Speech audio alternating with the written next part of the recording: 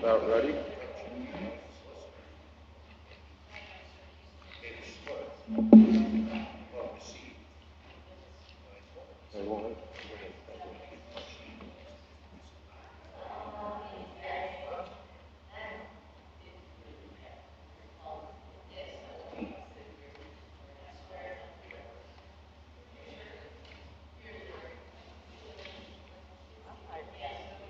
You're high risk? Yeah, all right. No, Tom. Yep. We're going to call the May 21st council meeting to order. Mr. Chief, Bonnie has the pledge. Pledge allegiance to the flag of the United States of America and to the republic for which it stands, one nation, under God, indivisible, with liberty and justice for all. You're welcome. Ms. Zembo, chance to call the roll. Present. Here. Here. Here. Here. Here. Here.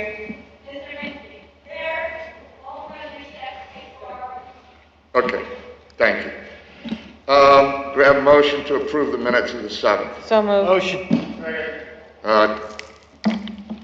Ms. Zembo, whatever you got out of that. All in favor, say aye. Aye. Aye. No opposed, none, good. All right, now we're going to go to courtesy of the floor. I'm going to I have the list here, and I haven't looked at it yet, but if I mispronounce the name, I apologize. When you come up, please identify yourself, though, for the clerk, so she can have that clarity. All right, the first on my list is, it's Steve I'm sorry. Cantonese?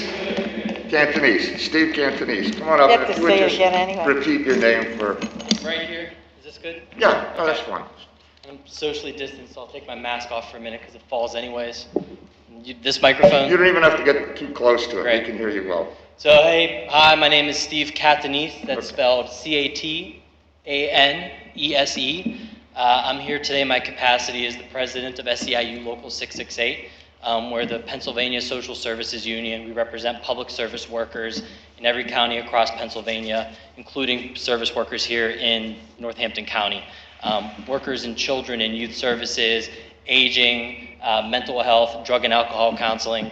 Our union runs on the values of our members, and our members are essential workers that are out right now protecting the most vulnerable populations in Pennsylvania. Steve, I apologize. You have 5 minutes, and that's my fault. That's okay. You give me like a 30-second warning so I don't rant too much. I definitely will. I'm going to try. I'm here coming today just to speak on behalf of our members and in opposition to the requirement that they were expected to return to work this week to continue doing their tasks. To preface all our comments we're going to make, I want to make it abundantly clear. Our members are not saying, number one, that they don't want to do their jobs, or their jobs are not necessary, or they don't want to continue serving the populations that need them to survive. What we want to do is do this in the safest way, following the guidance that's been given to us from the government. Northampton County has had, I believe, the 7th most infections in the Commonwealth, and deaths for that matter, related to COVID-19. But it's a county, I believe, that is the 13th or 14th highest population. There's a reason why Northampton County is still red right now. Now, the orders from the Department of Health and the governor's office have been, if counties are in a red or yellow phases, workers should continue to telework where feasible. We've appreciated that the workers have been given the opportunity to telework as they, again, go into homes of children facing neglect, the elderly, people recovering from substance abuse issues, and people dealing with challenges every day, the types of folks who are most likely to succumb to this disease. They've been doing this as telework. They've been being told behind the scenes that they've been doing an excellent job. It was incredibly disappointing to turn on the news this week and hear that not only when they were being returned to work that they didn't have much of a voice in this option, but that the public was being told that for some reason the work that they were doing wasn't cutting it. So our staff met with the county. We tried to ask, in what ways are our members not cutting it in terms of the work that we're doing? We couldn't be given an answer. We sent a legal information request. We still haven't gotten an answer to that. When the press asked about it, we brought up the same point. The quote I heard in the morning call in response to this was, well, marriage licenses are down, and it's a possibility that human service is behind. Okay, it might be a possibility. I'm surprised to hear that marriages aren't up during a stay-at-home order, but that's not the work our folks do. To us, we find it an incredible risk that's not necessary. These workers continue to work from home to go to where people need them the most. If we mess up one thing because somebody walked in today, got this asymptomatically when they did not have to, and then go to somebody's home, that could be a sickness or a death that could have been avoided. Again, we don't think everybody's automatically going to get this. That's not how it works. It's a very difficult thing. And as we return to normalcy, what everyone says is, vaccine's number one. Obviously, we're not going to get a vaccine very soon, so testing is number two. We have massive testing. We can operate in a much safer manner. These things go away. As counties move towards green, safer operations as well are going to be something that we can look at. But we're not even in yellow here yet. We're red. So to us, from everything we've seen so far, it seems incredibly feasible for these workers to continue to do the work. If it's not feasible, they at the very least deserve a basic explanation of where we're missing things and what's going wrong. If something's going wrong, we would love to work with you to fix this. But I urge the council, and I urge everyone else in Northampton County to reconsider this. It's okay to have them go back home tomorrow, continue to handle their caseload, protect Northampton County's most vulnerable citizens. I'm here speaking on their behalf. More folks would be here, but we asked them not to come. Again, frankly, I shouldn't be here. I expect to leave when this is done. And I just urge you all, I appreciate you doing your business, giving us time to speak. But we think it's incredibly important for the safety of these workers and the populations they serve that they be able to allow to do their job, maintain their caseloads, but do it in the safest environment possible. Thank you for your time and consideration. Thank you, Steve. Let me just say first off, but thank you, Steve. Yeah. I don't have any questions. And I think I've said this before, I think we're talking now with folks in a bargaining unit, and I have to be very clear. You have the right to come up and speak. You're a member of the public. Any member of the public can come up and they can have their 5 minutes. And I listen, I hear, and I'm listening. However, any of the members of council would be actually violating the bargaining agreement by getting into a back and forth or a discussion with you. It could be considered an unfair labor practice. So we won't be able to do that here.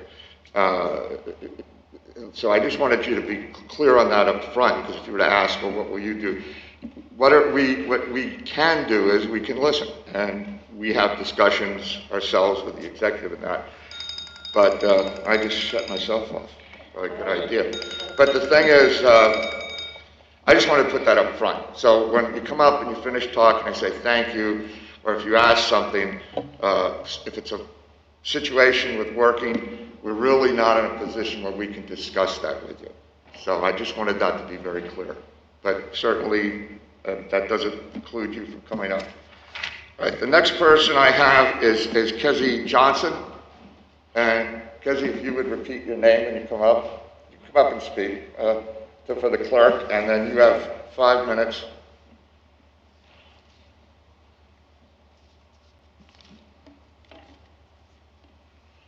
Can I take my mask off? Yeah, I guess. I mean, he did. So I would stand back from the mic. We should have a can of spray or something, but we don't. So I think we can hear you pretty good in here. Okay. Kizzy, K-E-Z-Z-Y, last name Johnson.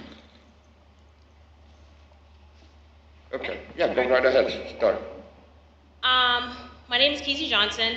I am the chief shop steward of the DHS employees for the local union. Today, I am here to represent the DHS employees. I am here to tell you our story. At this moment, we are in an unprecedented time, and every day we are learning new things about what we are up against. No one knows what's going to happen. No one knows how to mitigate this. No one knows what will happen when people get sick. On April 15th, an administrative statement was emailed to all DH staff, and it said this: I want to say how much I appreciate everyone continuing to work to meet the many human services needs of our county residents. I know this continues to be an uncertain time, and not knowing when it will come to an end makes it even worse. Then 3 days after, business days after that statement was made, we were asked to come back to the building with no explanation. The union leaders, many employees, and even management tried to speak up about the unsafeness of re-entering the building too soon and the risk it could cause to a large amount of people. Despite several plausible ideas were brought out, we were immediately made aware that the decision was made and nothing could be changed. And it's so unfortunate that when we spoke up and tried to protect ourselves, try to protect our families, and try to protect the community that we serve every day, this council, the public, was served with untruths by our administrators, some of the media, and by a blogger whose only goal was to disparage us and to spread hate and lies about us to the community. So I come here today to provide everyone with some truths. The DHS employees have never stopped working, and our productivity was never down. Children and youth, emergency services, aging, mental health are 24 operations that continue to operate as usual. Caseworkers never stopped and have continued to go into the field every day and dealing with various emergencies, ensuring their clients' safety, making sure everyone we serve are getting their services. In addition to our own jobs, employees help deliver meals for Meals on Wheels, and they volunteered at Graysdale for numerous weeks. We met every state standard, and all the bills got paid. We had no complaints. We did our job. We put our health and safety and the health and safety of the ones that we love on the line during this pandemic by just our being out in the community and dealing with our clients. So if it's needed, we will come here, every single council, and let you know our story. We will let everybody know what we do in the field, and we will let everybody know that we have never stopped working. We will not allow anyone to write our story. Thank you. You're very welcome, thank you. Now we'll go to the next. I know one thing I am allowed to say, and that is that I would say that I wouldn't worry whoever the employee is or in the county regarding any blogger, because I doubt if anybody on council takes a specific blogger that seriously. All you have to do is read what some bloggers write about us. So, I mean, we're concerned about hearing, we hear you, we hear the administration, management, but I wouldn't, if you're going to talk about the blogger, you don't even have to bother. That's not an issue for us.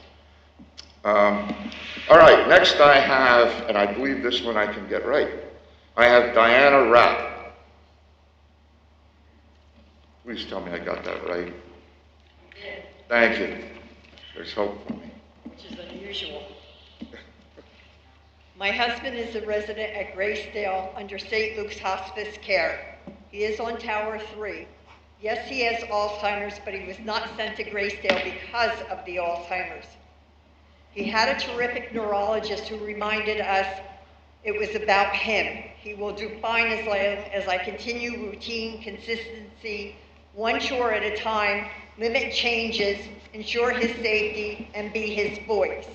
We have kept him going for the last 8 years, and he was still active and somewhat independent, not ready for a nursing home.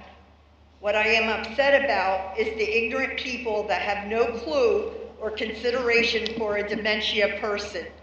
I understand there is a pandemic, but dementia people do not. We should have been allowed to explain to our loved one why they wouldn't see us for a while. We should have been told when somebody on the tower tested positive. We didn't need to know who, but just that there was virus on his tower. If your loved one showed a symptom, we should have been made aware of that. When I called for an update, I don't want to hear he's status quo. He ate 3 meals, 75 to 100%. I know what he eats, and I don't have to be there. I wanted to know about his health issues. That is why he is under hospice. I received a text from a friend on Easter Sunday telling me 2 staff members on day 3 tested positive. When we called to check on Bob, we asked if he shows any symptoms or runs a fever, will we be notified? The person didn't know and had to ask that was on duty. And yes, I know who the nurse was. I won't say. He was sarcastic and said, no, that's up to the doctor to do, or we would be on the phone all damn day. The beginning, I received a call from the dietitian informing me my husband lost 45 pounds. I thought she meant since November when he went in. No, he lost 45 pounds in the month of April alone. Wow. We know how to feed him. It takes him a long time to eat because of one of his health issues. I know what he will and will not eat. The hospice nurse is the one who finally told me that his weight loss was just for April. He is 6'4", and he now weighs 200 pounds and probably less than that because he hasn't been weighed since May 1st. He has never, in the almost 50 years I have been with him, been under 230 pounds, and that was when he first came out of the Army. We fed my husband lunch and dinner every day. On March 18th, I went in at lunchtime because I was allowed in because he is under hospice. I fed him, I took him in his room to feed him so I wasn't among any other residents. When I was ready to leave, I told him, as I always would, I'll be back in a little while, I have some work to do. He said, okay, I left. For 3 weeks, he had no idea what happened to me because I couldn't call him and tell him. I purchased a tablet to be left on the tower so other residents could talk to their families, but it took 3 weeks for that tablet to get up to the tower. When I finally got to video chat with him, his first words out of his mouth were, "Where hell you?" Because yes, he does have Alzheimer's, so he doesn't speak in full sentences. I tried to explain because I could see how scared and upset he was. Everyone had masks, shields, goggles on. He didn't understand why. Yes, he did test positive, and fortunately, he came out of it. I know everyone thinks they know him, but they don't. He will not tell you if he is in pain. He will wait till you leave, and then he will tell me. Tower 3 is now his extended family. The residents were a mix of men and women who looked out for each other as much as they could. These are 2 dementia people who have feelings. Now, just for Bob alone, he has been taken away from the 2 people that have been there to protect and take care of him, who were there to feed him and keep him trying. 2 of his roommates, plus 4 other men that I know of, have passed away. He was moved from a red room to a yellow room, back to a red room, but in a different section, now to a blue room. To top it off and confuse them more, you have taken away at least 10 women he saw every day and considered his family and moved them. I'm sure they are just as confused as he is. No, he doesn't talk much, but one of the women resembled his mother, so that he thought that's who she was, and that gave him some comfort. In 2 months, he has had at least 3 moves, and at least 18 people disappeared, and I wonder why he's so scared. Did anyone consult a neurologist who specializes in dementia or a mental health person to find out the repercussions this was going to create on these residents by moving them and shuffling them? I don't understand why anyone would want to move anyone on the dementia floor to another floor or location. They should be the last to have any changes in surrounding staff or location. Despite most people's thinking, dementia people do have feelings and absolutely know what's going on. They struggle each day to fight to understand what's different about them. and then to be uprooted and moved to a new area is irresponsible and cruel. But that's right, they're only dementia people. They don't have feelings or needs. There needs to be a way for us to have a face-to-face contact with our loved one, especially after all the trauma they have been in the last month. It's getting nice out. Why can't he be brought outside where we can safely visit with him so he can physically see I am okay? His birthday is June 4th. I am seeing him for his birthday one way or the other. I have a vested interest in his being safe. He's my husband, so I've probably taken more precautions than some staff.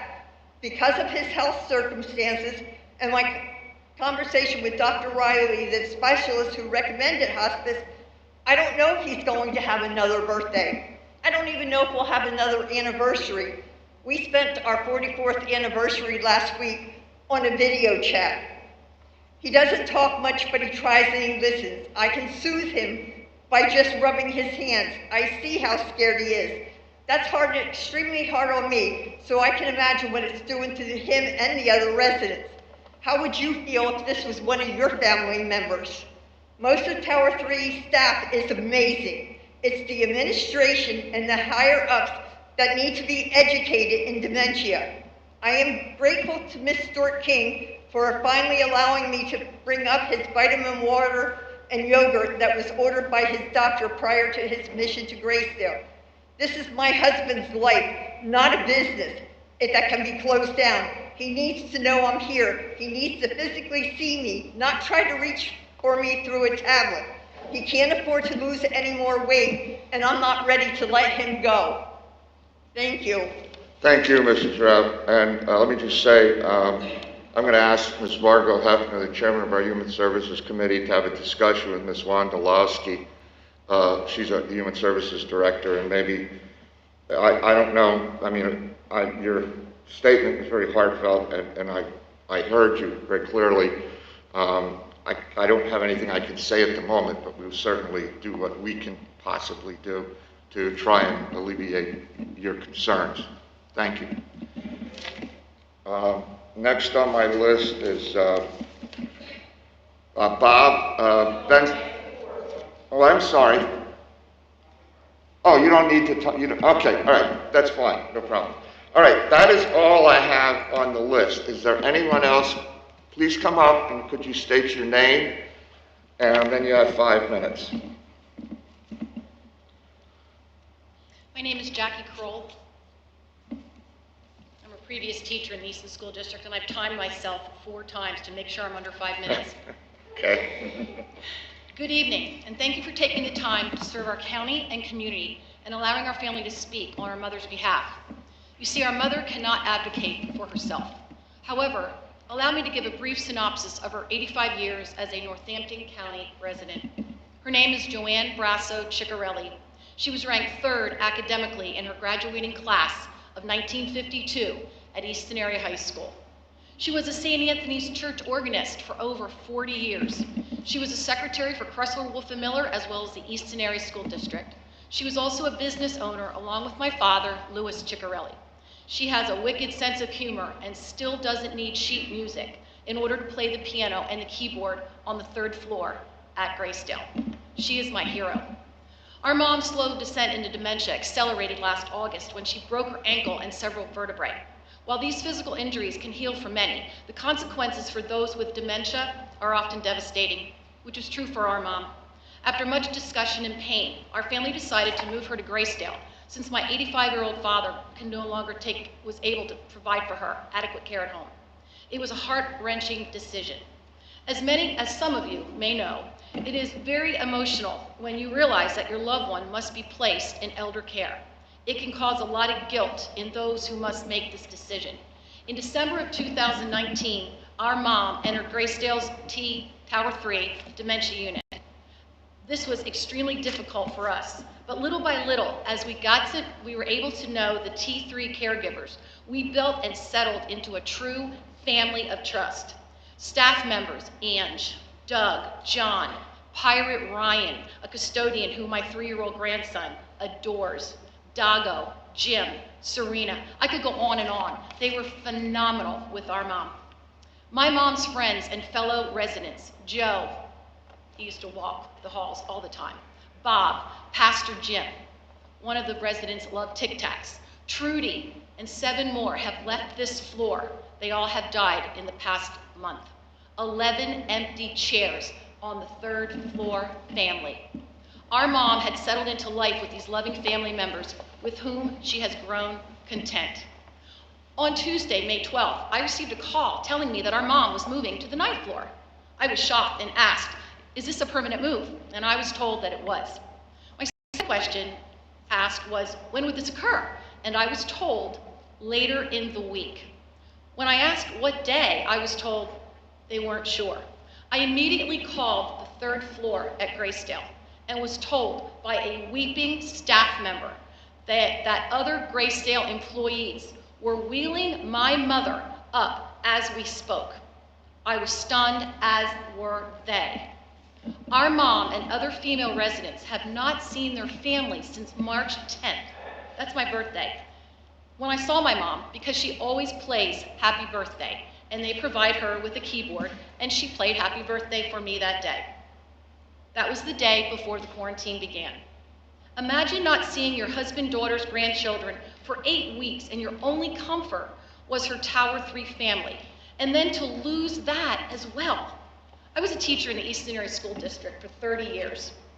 I liken this situation to having only the girls in a kindergarten class line up and then walk to a new teacher without their parents' knowledge and without being able to offer any comfort. If those making this decision could have waited for when we could have held our mom's hand and told her she was going to a new family who she would really love, at the very least, we could have prepared her for this move. Instead, she was packed up like a box. When I asked Ms. Stewart King, the administrator who made this decision, if a mental health representative was consulted or involved in this decision, she wouldn't answer me. When I asked Ms. Stewart King, who is a psychology major, if she thought that this was the best course of action for these women, she refused to answer that question as well.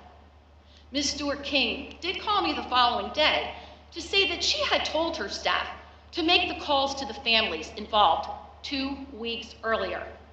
I would like for someone on the board to look into this, because I know this is not true. Please advocate for Joanne Chigarelli and the other fragile women who in better times lived full lives and contributed to society.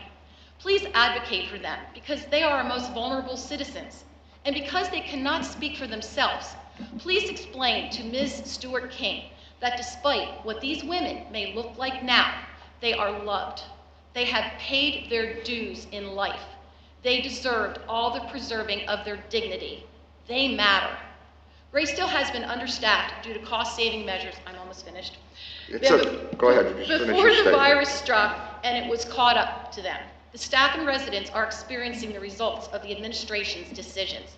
I don't believe that these lifelong members of our community should be cast aside due to the reckless decisions of those in charge. Please look into the financial savings which will affect our loved ones. Graysdale has the second highest coronavirus cases for long-term care facilities and 3rd in the most deaths. Our mom recently told my sister that she wanted to go home. See, to her, home is the 3rd floor. Thank you for your time, your dedication to the people of Northampton County, and for most our defenseless population, the elderly and infirmed. Thank you. Thank you very much. When our chairperson meets on human services with Ms. Mondolowski, she can discuss that as well. All right, is there anyone else from the public that's here that would like to speak under courtesy of the floor? Seeing no one, we'll move from courtesy of the floor to the county executive report. Do you have a report, Mr. Executive? I do, sir. All right, the floor is yours.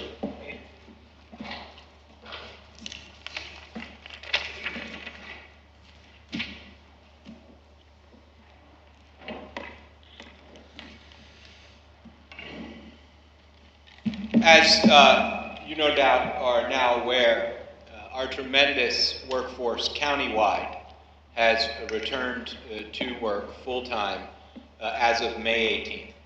We are so grateful to all these tremendous professionals across all of the different services that we provide in Northampton County for their return to work. We are doing this in consideration of their maximum safety. What we all have to know and understand and be honest with each other about is this virus is not going anywhere until there is a vaccine and herd immunity, and that is going to be a period of years. We can pray that there's a certain seasonality to the outbreak, but other than that, the virus isn't going away. So what we must figure out is how to move forward to perform the people's business.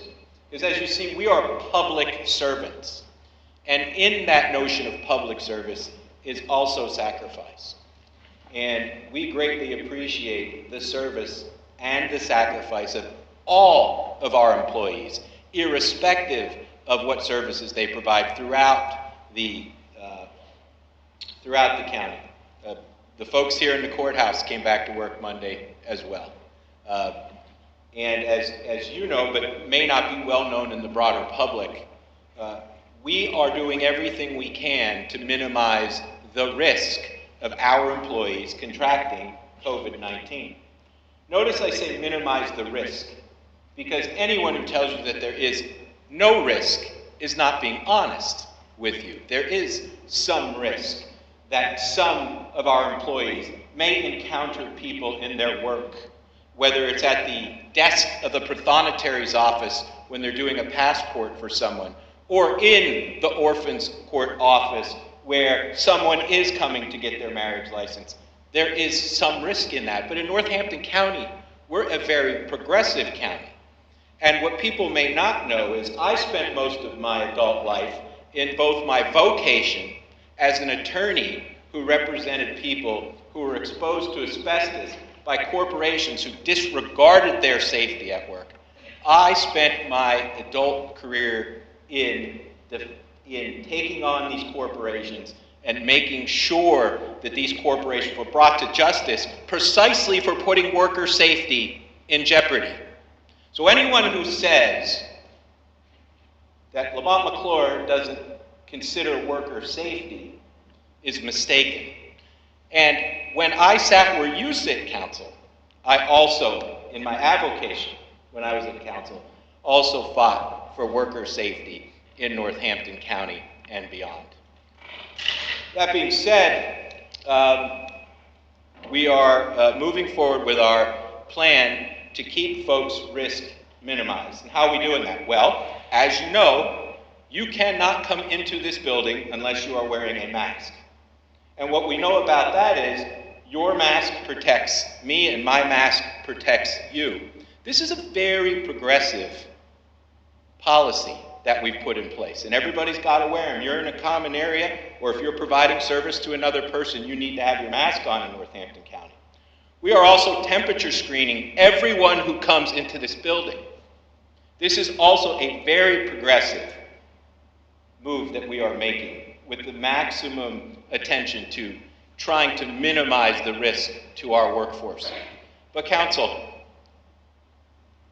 when I communicated to you under the emergency powers that you granted me under the Local Emergency Act, I was very clear here, and maybe I did not communicate clearly enough with our employees, and I apologize to them for that here tonight. What I was responding to when I sent people home to telecommute, and a number of people who could not telecommute, what I was responding to was the call from St. Luke's University Hospital System and the call from Lehigh Valley Hospital Network to help them by flattening the curve so their ERs are not overrun.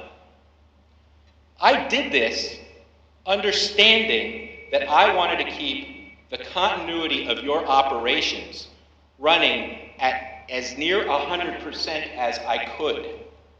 And we did the best job we possibly could while we were trying to help the ERs not be overwhelmed.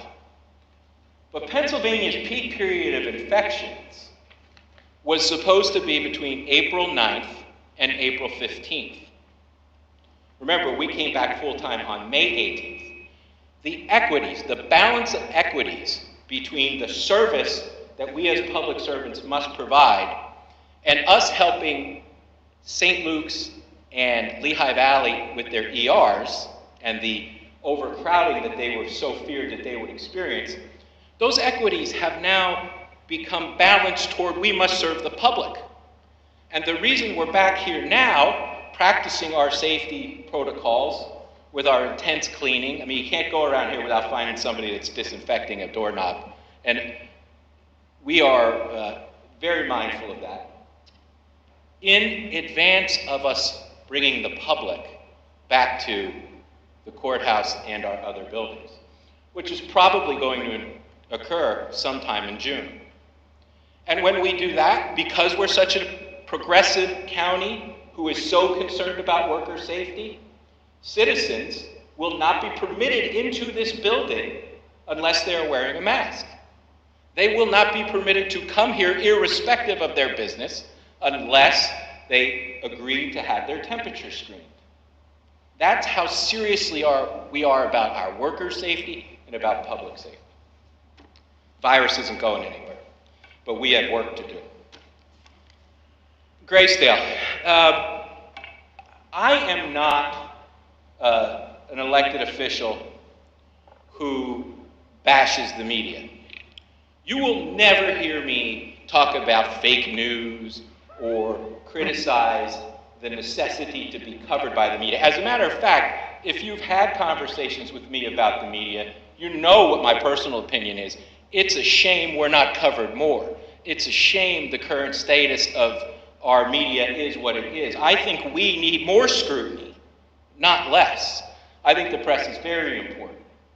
But I was very deeply upset this week when I saw what were the clickbait headlines of Graysdale has experienced so many deaths throughout the Commonwealth of Pennsylvania. Graysdale, let me repeat again, as you know, is the largest nursing home under one roof in the Commonwealth of Pennsylvania. Now, all of these infections bother me. I worry every night about every employee who's been infected and that they recover. Fortunately, Providence has smiled on us thus far, and none, to my knowledge, of our employees who have been infected with COVID-19 have even needed to be hospitalized. Thank God. At Graysdale, we've had about 44 who've been infected. Approximately 37 of them have returned to work, maybe even more now. That's very good. In the prison, I believe we had about 7 COs and medical providers infected.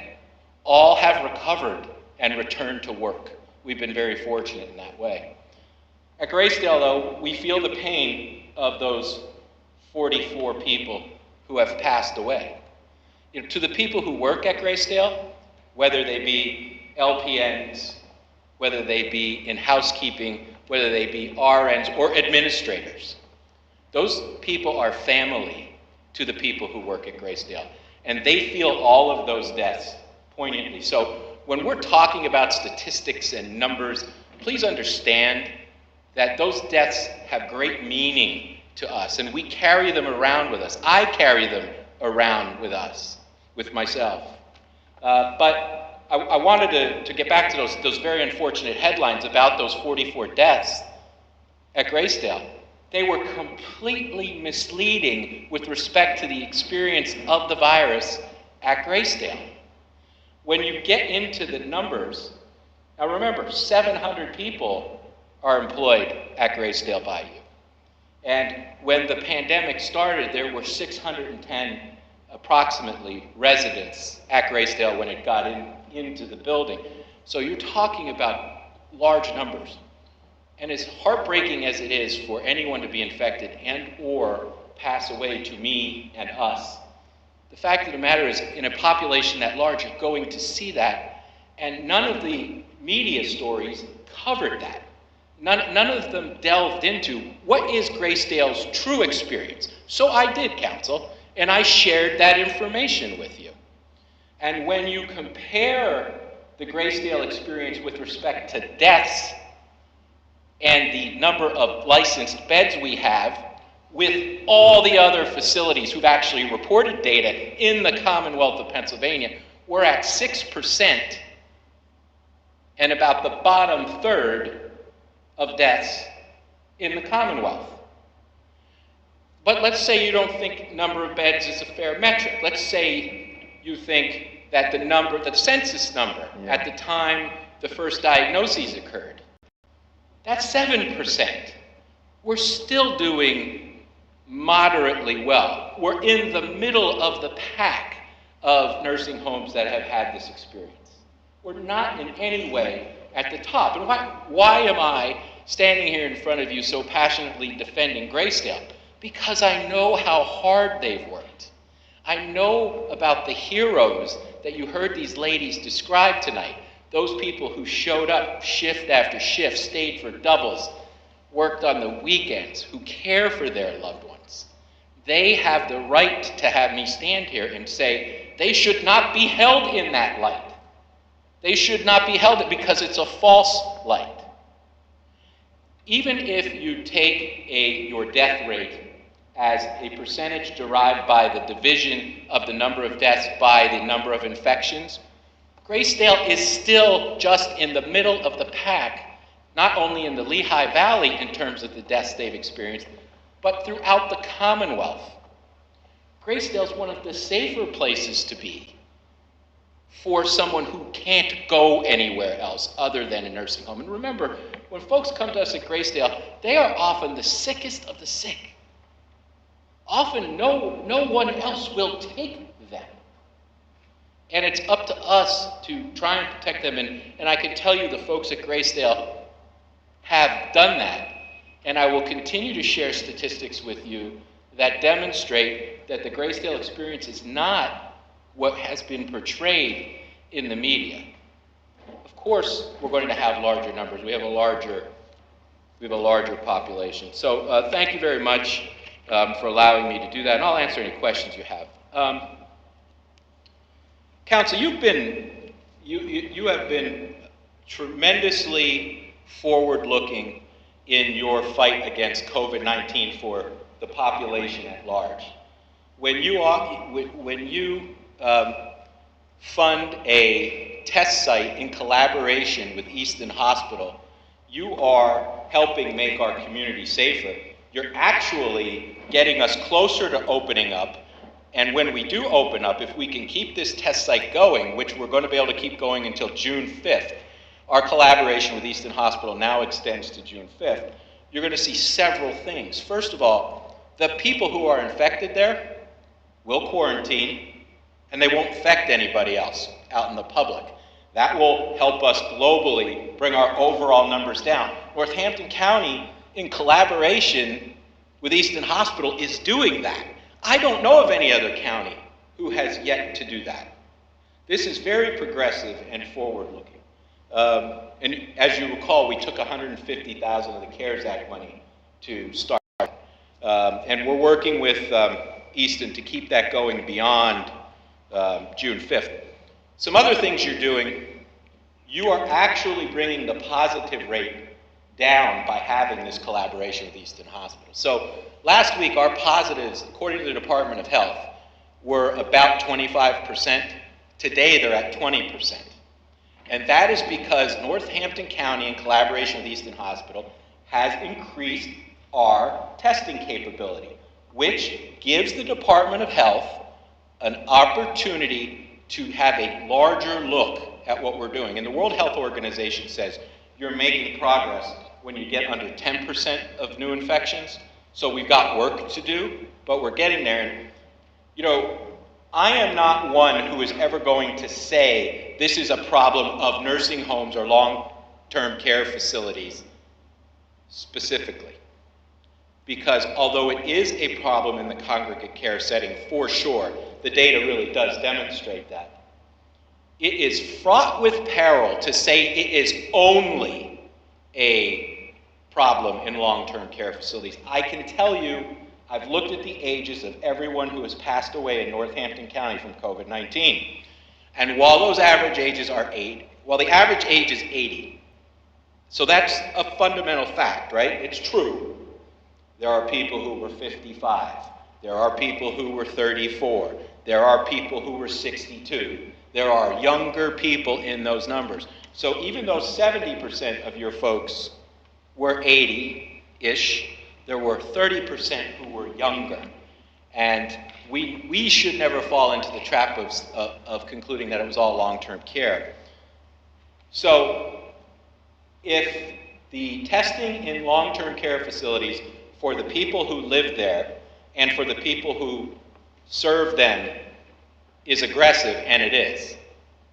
So when you're seeing all of these positive numbers, a large percentage of the positive numbers for COVID-19 are coming out of your long-term care facilities.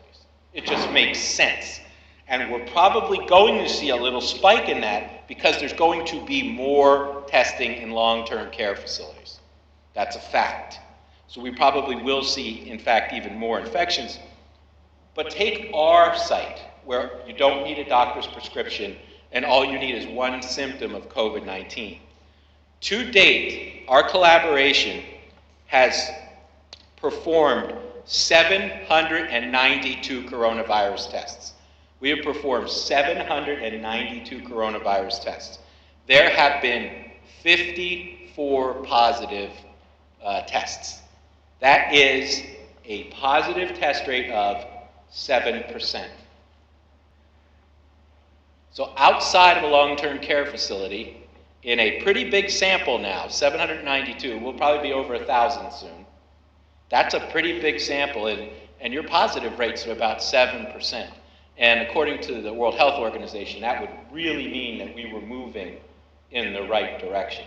And I think as we move forward in the future, that's going to give the Department of Health and the governor something to think about when we're talking about opening up. But let's also be, when we're talking about opening up, the impact of our testing collaboration and what we have to do going forward, I think society is going to look a lot like what Northampton County is doing right now. Masks, temperature checks, hand sanitizer just about at every door you come in and go out. I think that's what we're going to look like until there's a vaccine and herd immunity. So I'm going to try and keep our testing facility going as long as we can, because I think it's going to help us get open sooner, and I think it's going to help us stay open, because even if there is seasonality, the virus isn't going anywhere. There's still going to be spikes in infections, and if we can know that in advance of the ERs being overrun, we have an ability to deal with that and stay open. So that's that. I alluded a little earlier to the continuity of county operations and how that was very important to me from the very beginning of the pandemic, from the very beginning when I made a decision as the second largest employer to try and help the hospitals flatten out the curve a little bit. Continuity of operations was very important to me, and with minimizing risk as much as we could, we tried to safely move forward with our projects in Northampton County, because I wanted to be able to safely as possible, understanding the risks, demonstrate that with our responsible contractors, we could get stuff done. That we just didn't shut Northampton County down. And County Council, you did not. Your courthouse roof is fixed. It's all done. Hopefully the judges won't get wet. I can announce to you tonight that we believe your Wolf parking lot will be done at the end of June. This is amazing, considering during the pandemic we did have a hard time getting that particular contractor to the point where they had the necessary waivers to do the work. That parking lot is going to be done at the end of June. Northampton County has continued to operate. We have the Forensic Center, and I didn't memorize this, so let me read it. Right now at the Forensic Center, the steel erection is complete. Concrete floors are all poured. The sewer and water lines are complete. Now, keep in mind, we're doing this during a pandemic, and I have to single out many folks, but Mr. Dertinger in particular, who has single-mindedly, and just so you know, Mr. Dertinger has what's called an OSHA 30, which is pretty much, if I'm not mistaken, the highest safety certification for construction in the United States. Am I right about that? So Mr. Dertinger has a great deal of regard for worker safety too. The roof trusses are 2/3 complete, and the roof panels will be started next week. We are anticipating the forensic center being done at the end of October. Your roof's done on the courthouse, your parking lot will be done at the end of June, your forensic center will be done at the end of October. Now, what about your bridges? Well, the GPA's bridges, I mean. As you know, we've had some, what's the word I'm looking for, difficulties in making sure a bridge project I think most of us never would have voted for or put forward gets done in a competent way, right? We've been working very hard with the General Purpose Authority to do that. So I just want to tell you that we have bridges for final acceptance, and they total 7 bridges.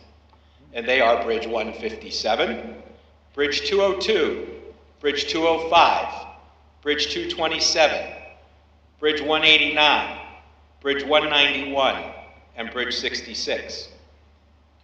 Bridges open to traffic with punch list items being completed, 143. Bridges under construction, now this is the exciting part, 10 bridges under construction.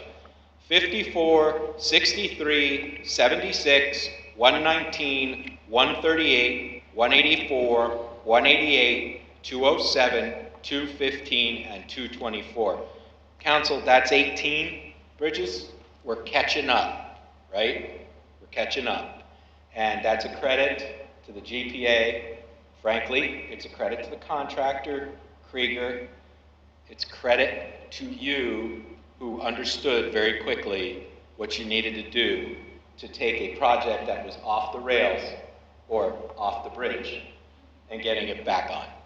So your county government, even in a global pandemic, even in the red, even in stay at home, your county government has continued to operate.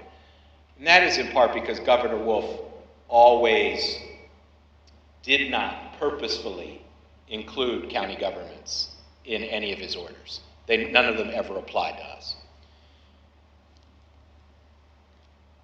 So some other items I need to check off for you. As you know, Council, you are paying hazard pay. You are paying hazard pay to many of the heroic workers who are working with people who have a diagnosis of COVID-19 or who could potentially come in contact with, including children and youth workers, by the way, who could potentially come in contact with people who are infected with COVID-19.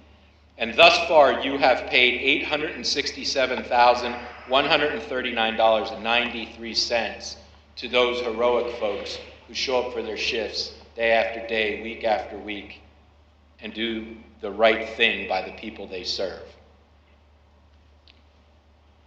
Many of you may know we lost our caterer when the pandemic hit, and we unfortunately had to close to the public. By the way, we remain closed to the public. I'm hoping to get us into a point where we can bring the public back, but we remain closed to the public. We lost our caterer. We know that our folks are back to work and they need a place to eat. And so we have found a new caterer for them to man the cafeteria. And that new caterer is Spot On Catering. And that concludes my report, Mr. Heckman. I'm sure you're... Just open up the question. Just ask if you can. Sure. Already alluded to one. You don't have an open up to the public date yet? We do not. I think that June 8th is my current target, but I want to see a couple things. One, I want to see what Governor Wolf does on June 4th. I want to see how our own safety interaction is going amongst the employees, right?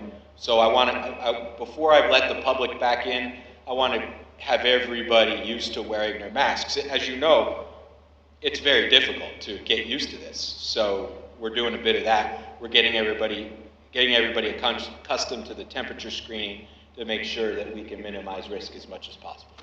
The other thing is, and I have had an ongoing internet discussion, I should say email. A few people have said, well, why aren't we opening our county as other counties are doing? And my explanation, and I want to open you to have a chance to respond from your perspective, has been, we don't tell businesses as a county government who can open and who can close. Governor Wolf did not give that power to counties.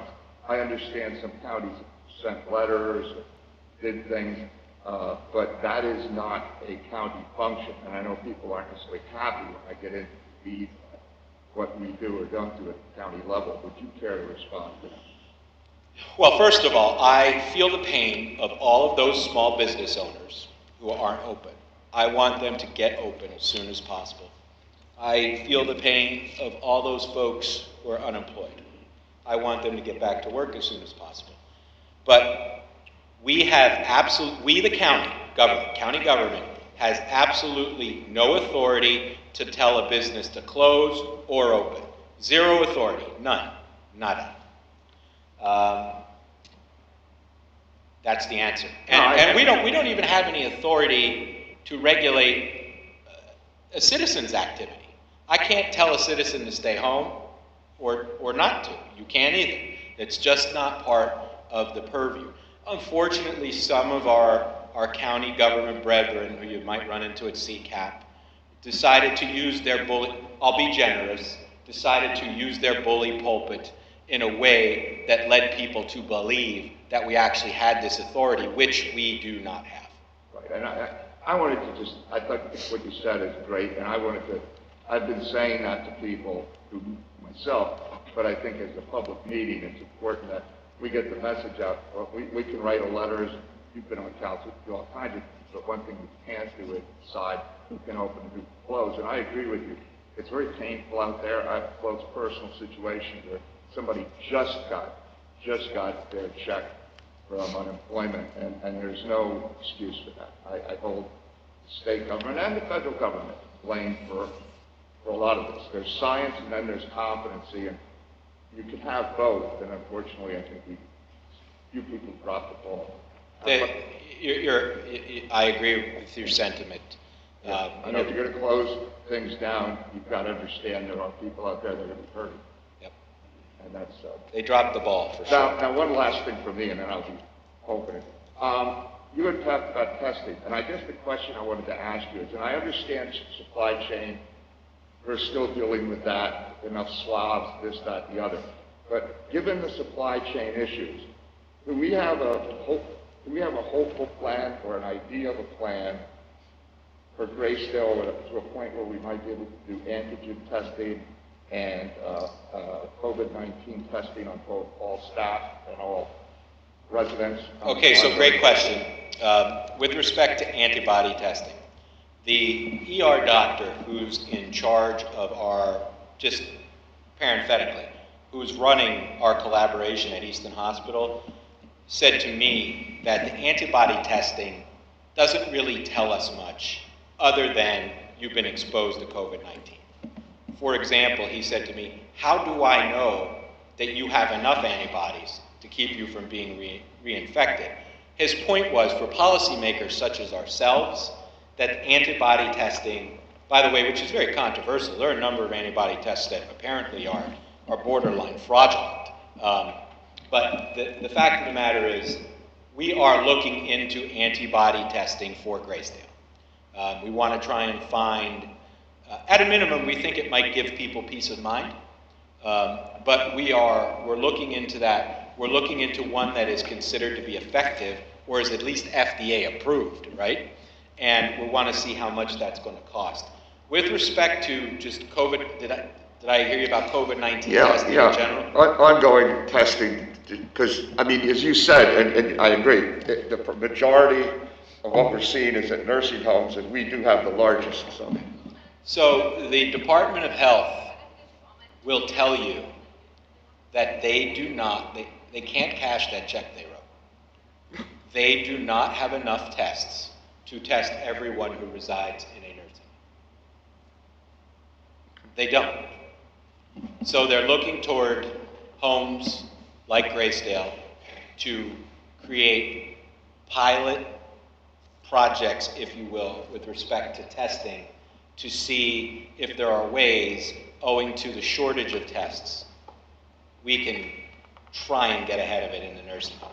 And Graysdale is in the process of putting together an enhanced testing plan. So now, if you're a resident at Graysdale right now, and if you have a symptom or symptoms, you get tested right away. You go right to the front of the line. And that's the truth with our employees as well. Yes. They go right to the front of the line.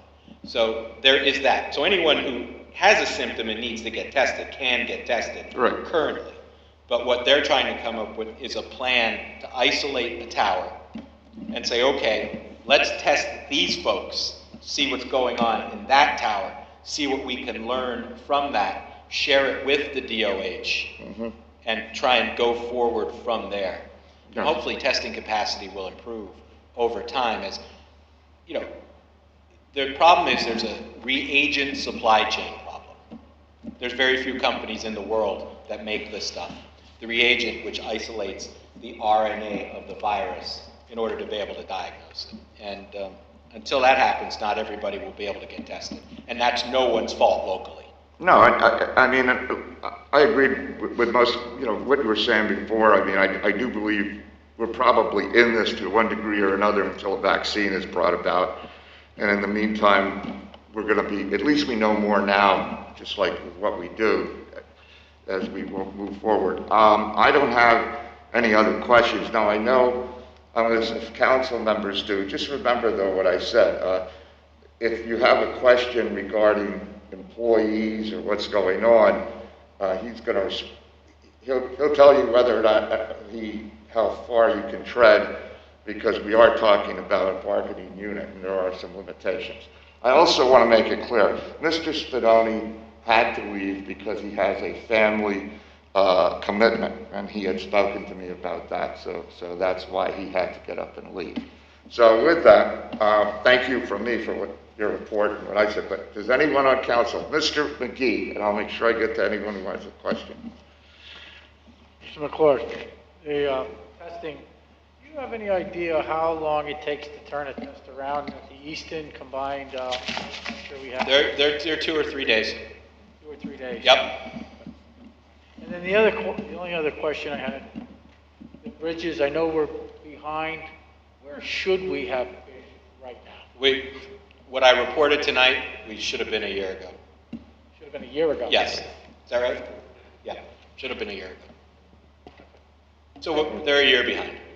Yes, last year was a lost year, but we didn't give up. That's all. Thank you. Thank you, sir. Ms. Zirinsky. And you know what? Because of the mask, and I apologize, but I can tell already, Tara, you're going to have to do that campaign voice. You can pull it down. Nobody's near you. Kerry will turn his head. So, my first question is about contact tracing. Have we been able to implement any of that? And by what form is that funded? We have? So we volunteered. I had, and let me say, while we're talking about people who deserve to be singled out for their great service in this time of pandemic, our Director of Emergency Management, Todd Weaver, has done a fantastic job. And I instructed Todd to contact his contacts within the Department of Health to tell them that we are willing to do contact tracing. We, the County of Northampton, because we have, frankly, we have some employees and have had some employees who could take that on in addition to the duties that they do. What they sent was, they sent us a link back to their program. And of course, we put their link on our Facebook page. And, basically they were telling us there's no role for the county in contract tracing. Now, I will say to you this, the Department of Health has been excellent in Northampton County, not just with us at Graysdale, but in notifying people who have had positive tests and getting their contacts and contacting them. So the Department of Health has done an excellent job in contact tracing. And I think one of the things we need to do is give Governor Wolf's coronavirus contact tracing corps a chance to see. There's going to be a lot of people who need jobs. They're going to hire those people, and I think we're going to have plenty of contact tracing going on because of the governor's idea of this coronavirus contact tracing corps. Last time we met, or virtually, you had given all of us a plan for reopening the DHS and outlined several things. And somewhere you had mentioned that that plan has been adopted by other, no, Is that the question?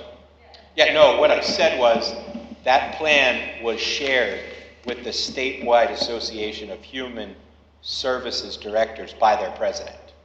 And it was also shared with a Commonwealth, a group within the state, a working group that's preparing for the reopening of the whole state. That's how impressive Ms. Wondolowski's concern for worker safety was to the president of the statewide Human Services Organization, and that they thought it was so detailed, they gave it to the working group in the state that's working on reopening. So I was very proud of her effort in that regard. so is that, has that plan been implemented, or is it just being used as a basis for reopening? Or to what capacity has it been successful beyond being shared? Well, it's just been 4 days in our building, and it's been totally implemented. Yeah, my concern was, there was a mention of like saran wrap, right? Where did that come from, and how effective has that been? Is that a CDC recommendation? No, can you hear me? Yeah, I hear you fine. No, I actually can't remember where the specific suggestion came from, but after that was made, someone else had a much better suggestion of utilizing erasers on a pencil or a stylus.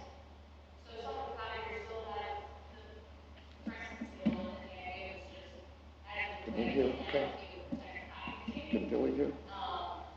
So, but essentially, it's a non-pointless folks. We purchase pencils for everybody, who didn't already have a pencil, because not everybody uses pencils, and, it's going very well. So when Can I ask a favor? If you have more of a prolonged question, could Sue come up, Mr. Executive? Yeah. I know Lori's having a problem, to the mic, because it's having, and I mean, we're all in this because of the, I don't know. So, go ahead. Yes, we still have saran wrap on some of the copy machines. The idea was to keep it, protect the machine when it was being wiped down frequently. But since that suggestion, on Friday afternoon, we changed it to using the eraser tip of a pencil or a stylus, and then no one has to touch the machine whatsoever. And we purchased pencils for anybody who did not have a pencil. That was that answer. helped the copy machine from the wipe down. So when you wipe down things, are you giving everybody hand sanitizer and disinfectant? Because I think you're saying that everybody has a spray bottle, or does it have disinfectant in it, or is it just like water? No, we don't have 253 disinfectant bottles, but we have, there may be like 24-ounce spray bottles with disinfectant that was donated to us, that was specifically, works on COVID, and I think each floor has at least 10. The second floor with the most number of folks, I think we were up to 18 bottles on that floor. So they're accessible everywhere you go. Each floor has at least 10 hand sanitizer pumps in addition to our freestanding hand sanitizers that we already have. We also have the social still hand sanitizers in miniature spray bottles for any caseworkers who have to go on the road for home visits, so that when they come out of the home, they can immediately hand sanitize, since obviously there's no sink and soap and water in your car. So finally, one of the concerns that kept being reiterated was,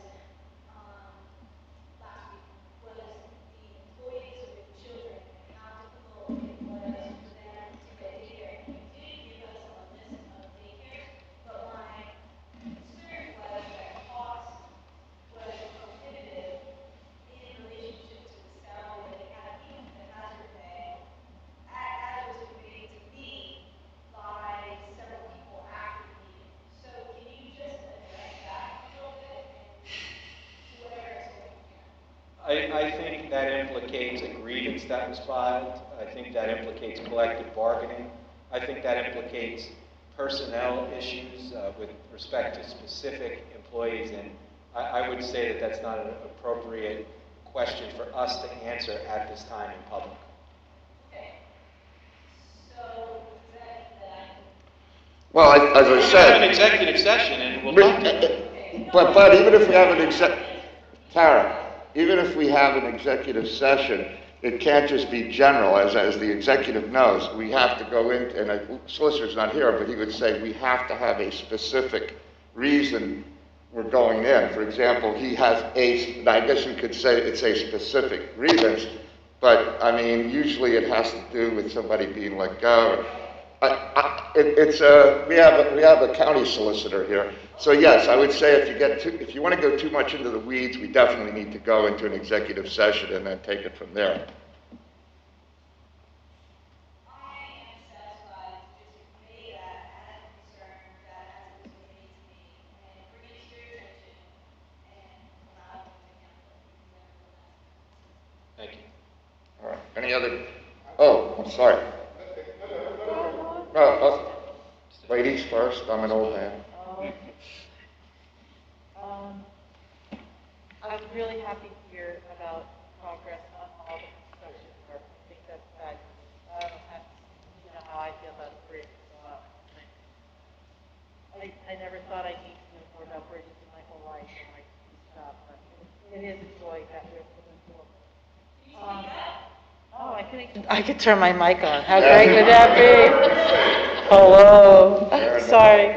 I'm in my own She said world. it's a joy that bridges are getting done. It's a joy that that the construction's getting done and that I can dream about bridges all the time. And again, I guess it's very sad to hear the stories that both of these Graysdale families presented tonight, but what I didn't hear in the story that I think I just want to say is that I heard a lot of care and concern for Graysdale despite their upset, and we will talk about that. I didn't hear that they were throwing Graysdale under the bus per se, and I guess I too am disheartened in hearing the headline.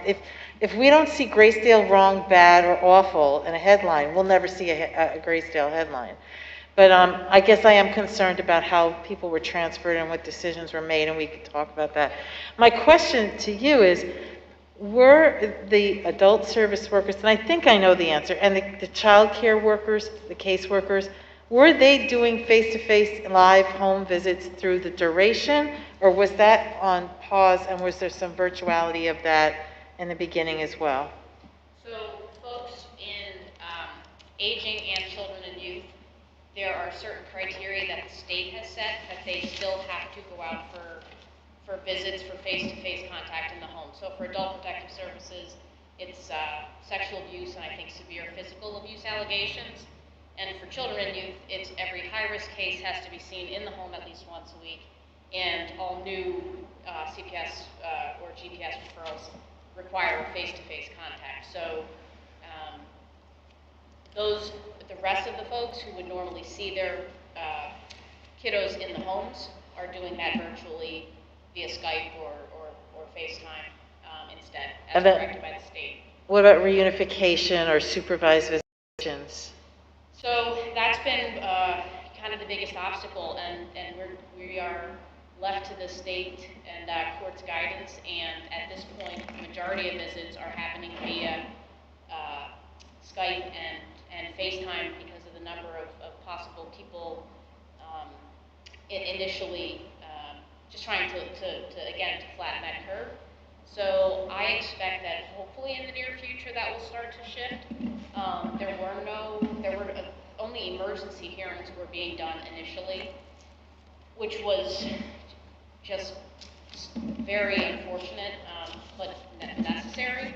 And so now we're at a place where they have increased capacity for the different types of dependency hearings, and we have had some reunifications in the last few weeks, and that's starting to, in fact, not only picking up there. I think in another 2 or 3 weeks they'll be caught up on the backlog of cases that they originally had, and children and youth specifically. But are those held on our property, or because we're closed to the public, they're being held elsewhere? The only ones, the vast majority are done virtually. The ones that are absolutely done here are contested hearings or hearings where a family has asked for a judge instead of a master. And I'm not even sure that all of those are done in the building, but it's a very small number that are being physically done here. Okay, thank you. Yep. And I just want to say, I'm going to relate back to Tara. If you want, I mean, I know I had reached out earlier in the week to Sue, and she got back to me to the extent she can. And I wanted to find out about things because people were coming back and such things, and she was able to relate some information to me, non-related to agreements. But so that's an option. I just wanted to. Mr. Myers. Okay. I can use my first voice. Everybody can hear me, right? I can hear you just fine. I don't know if anybody else. First of all, Mr. McCoy laid out several numbers of bridges. Thank you for that. I don't have a clue what you're talking about. And I'm sure your body's the same breath. No, I know. It might well be different. Can we get a list of that? No, I know. Yes. All right, I appreciate that.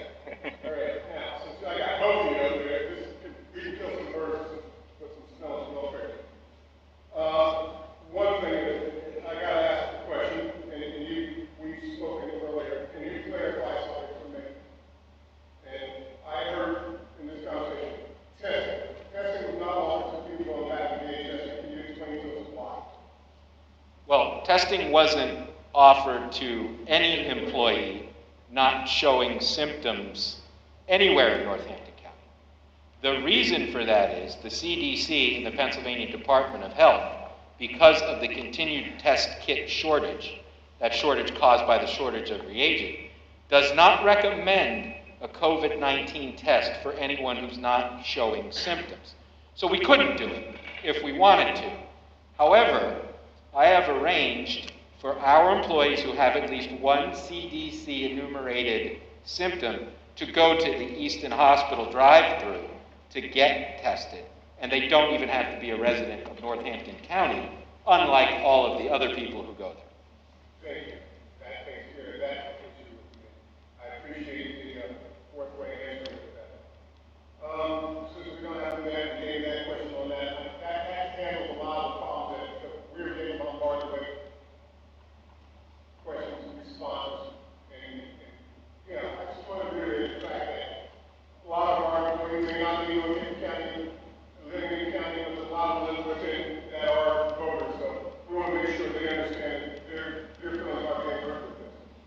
So that's one of the reasons why I wanted to ask you about this. Now, this speculation is also BS out there for a while, and I want some clarification. We only brought the press. You know, and because I'm not new kid in the block, I may be new kid in the block, but I'm not new to being elected. I wanted to clarify something because you're the only one that possibly can. The fact of the matter is, we've got somebody out who's got life fingers and has grown county on the bus and county members. And members of this administration, as far as people with doctors' excuses, none of this is factual. Is this correct? David turned down by the administration. I can't address any individual's personnel issues in public. Those are appropriate for an executive session. I will tell you generally, the county has continued to follow the policies that it had before COVID-19.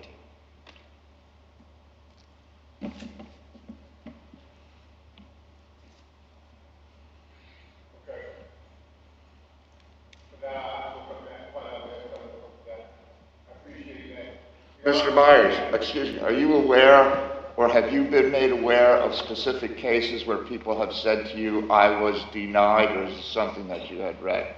This is something that, in my conversation that we're... Because if you did come across that, I would certainly say we could ask for an executive session. I mean, at that, because then we'd be talking about specific situations where At this point, I mean...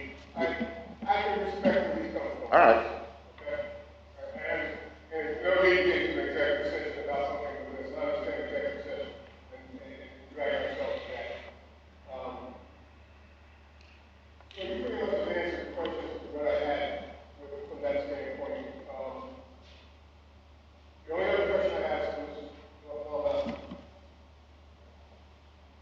Oh, Mr. Warren also. I'm here. At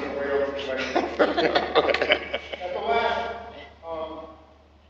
meeting we had, and all the technical difficulties Yes, that were derived as we sat home trying to get answers to questions. yes, I asked the question, I didn't get the answer, and I was quite content, okay. because I think I was cut off the ball.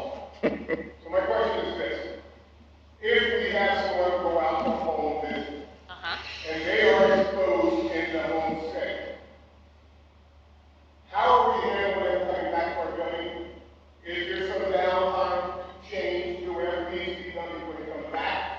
Well, Or are you we talking, just have them come back, and we're checking temperature, and seeing if anything came up, because if that's the answer, we're gonna be at odds.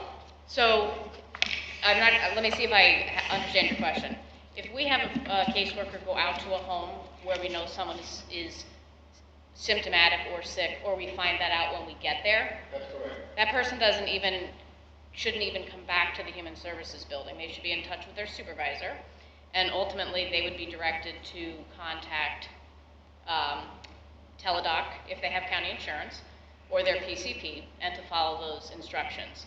Generally speaking, if someone is exposed to a family, which I believe so for CYF in particular, Julie Bader keeps track of all the employees who've been exposed, where they've been exposed, when they started quarantine, when they're off, if it was negative, all that stuff. I think we have about 22 or 23 folks who over the last 8 weeks have been exposed and put on quarantine. And only 2 or 3 of those were work-related. The rest were, spouse, roommate, a friend they saw, a grandmother, whomever. So we're strictly following the Department of Health guidelines on that. And if an employee were to test positive for COVID at some point, again, any staff that they came into, I believe it is close personal contact with, so it's less than 6 feet apart, which nobody should be, but theoretically, then those people would also call Teledoc or their PCP and follow those instructions. So, does that answer your question? Yes, because I got none of that at the last meeting. Only thing I got is I got PPE, and I was like, what the hell was that? Oh, well, we do send, but if we do know that someone has symptoms, if somebody doesn't have symptoms, our staff are still going out in either cloth masks like you all have, or we have provided them all with surgical masks, and we'll replenish them every week. We don't have one for everybody every day, but we got 5,000 to start. So that's what if you're not symptomatic. If we have somebody who is symptomatic, either it's COVID or anything else, those folks have the N95 masks to wear. We did also get an additional 5 face shields and goggles, I believe, from Todd Weaver with emergency management. So again, if we know someone is sick, folks can use that. So that PPE was how we deal with the families who are sick. But the other part of it is what happens afterwards. I think I'm not trying to put a smudge kick in my butt. Oh, It's coming through. I feel your pain. I was doing that to me. Another question came up that I wanted, and I wrote a note on, was we were talking at one point with somebody from HR.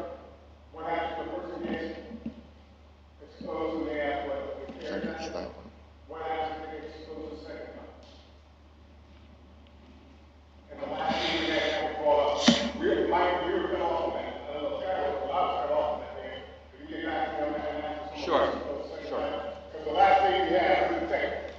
Tom can say, we stood there, we were each other on the line all night long, we were listening a lot, okay? Right. Just back to you, I appreciate it. A lot of that depends on where they were exposed, where they are in the process. But we'll get you a specific, Ms. Kelly will give you a specific answer on what would happen if someone had been exposed. Liz, do you want to deal with that now? Do you mind if she deals with that? No, I don't mind. By the way, I just want council to be aware, and I know you have a question there. Ms. Kelly, Mr.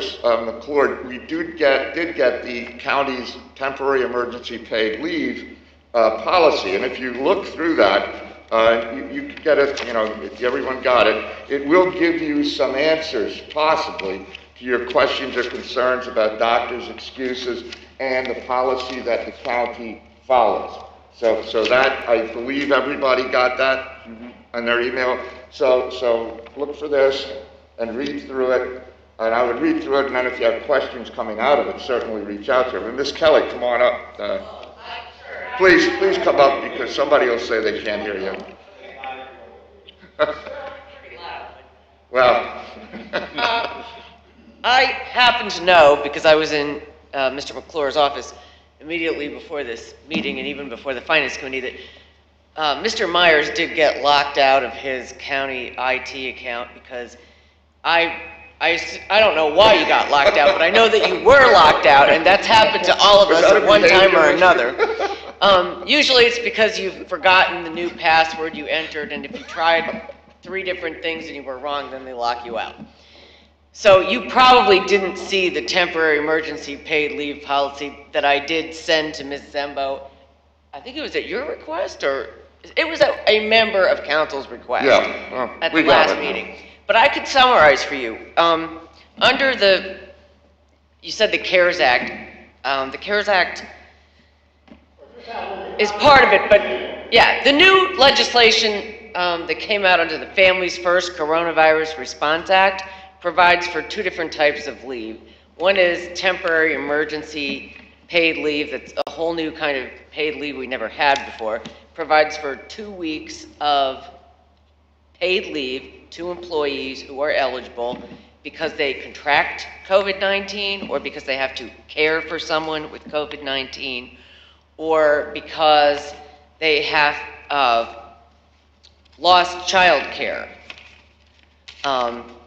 because of COVID-19, or because they have lost, because their child's school has been closed because of COVID-19. There's 6 reasons altogether, but they're all COVID-19 related.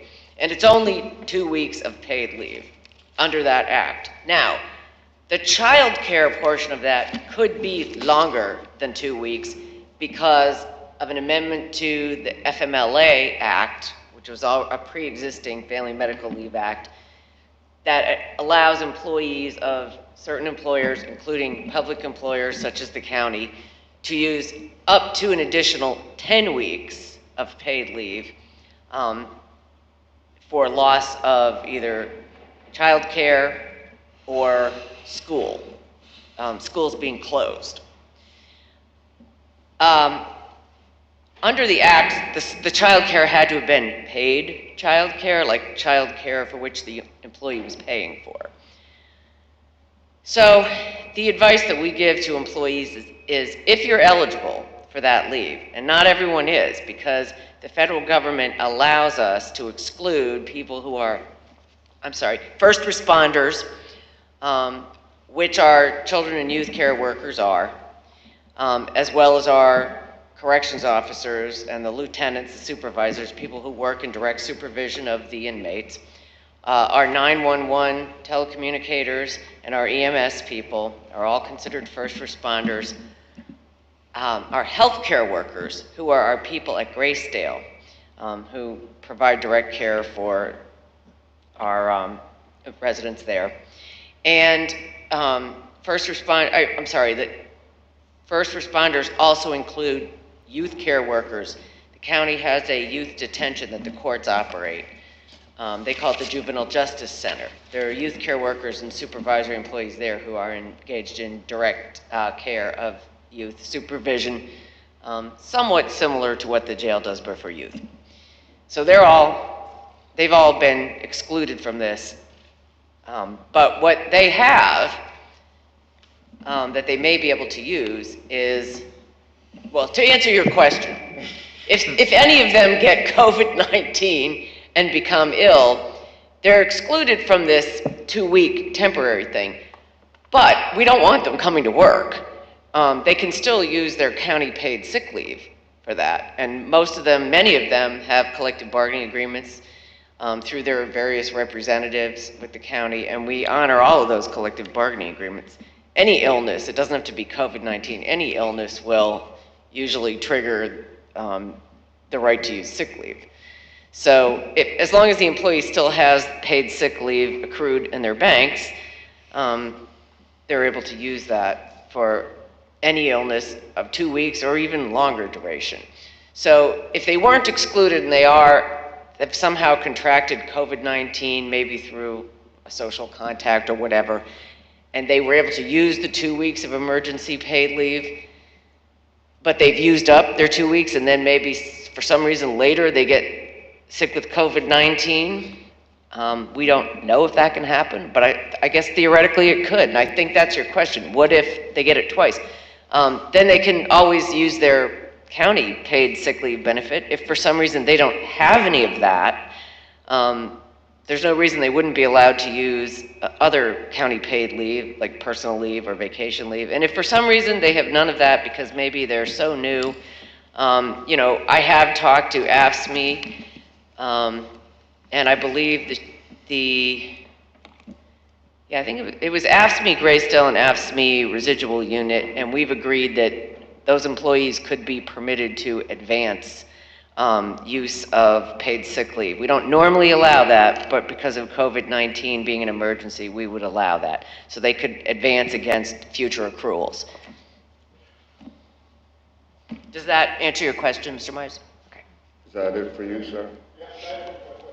And by the way, the temporary emergency paid leave, that's a public document. I'm going to be going to Mr. Cusick. He was signaling me first, but I want you guys then to let me know. This is public document, so it's effective 4/30/20. So if you want to see it, it's part of our employee policies manual, temporary emergency paid leave. Yeah, Linda, she can print it out for you. I know you like paper like I do, so I'm sure she'll print it out for you. Mr. Cusick. Yeah, real quickly, Election Day, poll workers, how are we doing with staffing that up? Ms. Cozy's here, just for that question. We are Oh, all right. How about that? She didn't even tell me that. Was that your only question, though? Well, I'll leave it at that. That was such good news. You get the answer you want, it's not. Since Ms. Cozy's here, Annie, I have a question. I just took a mail-in ballot to the mailbox and put it in for someone who's close to me. And anyway, I didn't realize this, and I don't know if, because I never did absentee, and my sister did it for my mother. But that being said, when I took it, I realized once on the outside of the envelope, it's the person's name, their party. To me, I'm not into conspiracy theories, but that seemed like it was like good old hard sycamore wood for conspiracy theorists to, who required that it be on the outside? Been how we've been doing Really? it since No, it's new to me, so I didn't know. That's how it's always been done? Yeah, yeah. Oh, I don't know. I looked at it and I went, It's all public information. Anybody can have access to anything that's on the outside of that envelope. well, yeah, no, you're right. It's just, I get it. It's eventually going to be open, but I just thought to me it seemed strange that it was on the outside.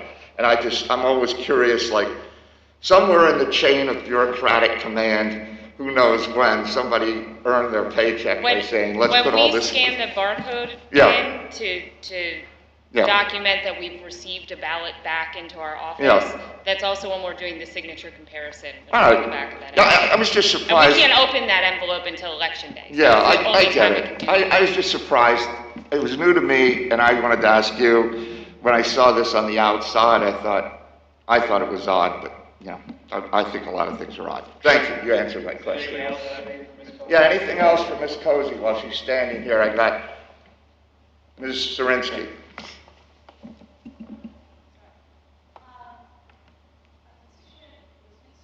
Loud, campaign voice.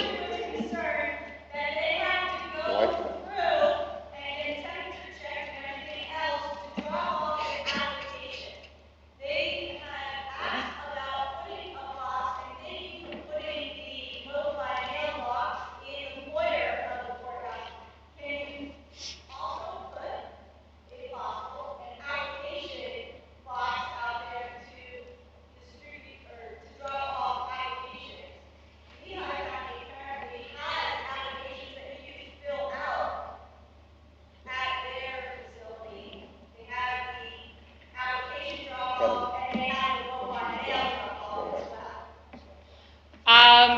Tom, then. The you reason have that we something. don't have that is because we've created a full written procedure on how we're gonna handle the chain of custody with our ballot bin, and it's relegated specifically just to ballots. So if we start doing a sort of other things in that bin, it kind of throws off our protocol a little bit, and we also take those ballots immediately to a secure location.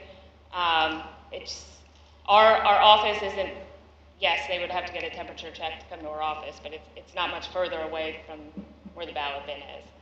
We're also very close to the deadline, so it would behoove them to turn it in immediately at this point, and we just put that ballot bin out today. So my other concern is that several people have told me that even though they've applied for the vote by mail, it has taken 4 to 5 weeks for them. Not in Northampton County, it hasn't. No. Not in Northampton County. We have been processing every application the day of, unless it happened on a weekend, and we have to do it Monday. We have stayed on top. We have not fallen behind. Every issue we have received in our office, complaint that we've received about delays in balloting, turns out they were registered in a southern county. So these are the people that are not that South of here. So I'm pretty sure that they're getting because So if it took them 4 weeks, then that's another issue, and they need to call our office. But we have processed all of the applications as they've come in, and we have gotten our ballots out. Yeah. Right before I came in here tonight, we had processed 40,117 applications, and we had mailed 40,018 ballots as of today. So we have stayed up to date because we can't afford to fall behind. No, I do think that that's impressive, and I laud you for everything you've done so far because that is no bad. I get it. But you know, the deadline for the application is 26, and the turnaround is going to be really quick to the June 2nd. Yeah, that's why we have to stay on top of it. Is it guaranteed that their vote is going to get in by June 2nd if they get their application in by May 26th? I mean, I can't control the postal service.